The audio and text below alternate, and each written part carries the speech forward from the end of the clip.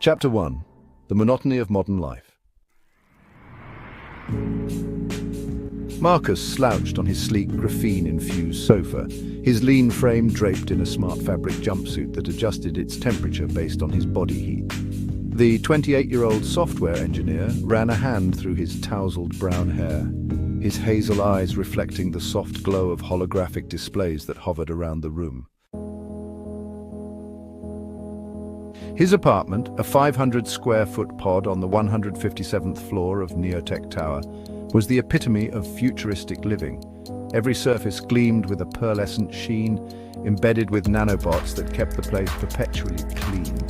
The furniture morphed and shifted based on Marcus's needs, transforming from a workstation to a dining area with a simple voice command.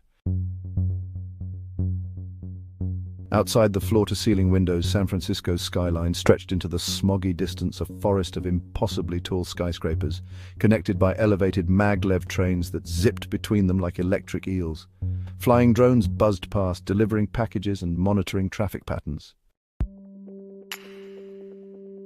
Marcus sighed, flicking his wrist to dismiss a holographic notification about his friend's latest virtual reality adventure. He'd been excited about the new neural interface upgrade last month, but now even direct brain-to-machine communication felt mundane. The cutting-edge tech that once thrilled him now seemed as exciting as watching paint dry. He glanced at his biotech wristband, a thin strip of flexible material that monitored his vitals and adjusted his apartment's environment accordingly. It was 3:47 p.m. on a Tuesday, and Marcus realized he hadn't left his apartment in 3 days.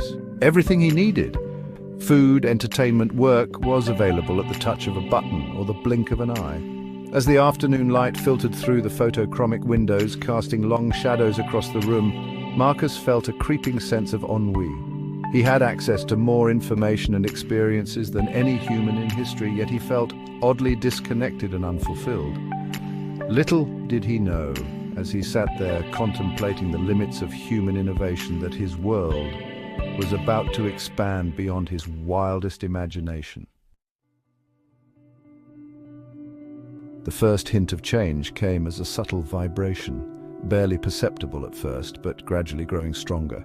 It was a hum that seemed to emanate from everywhere and nowhere at once, a sound that would mark the beginning of an extraordinary journey.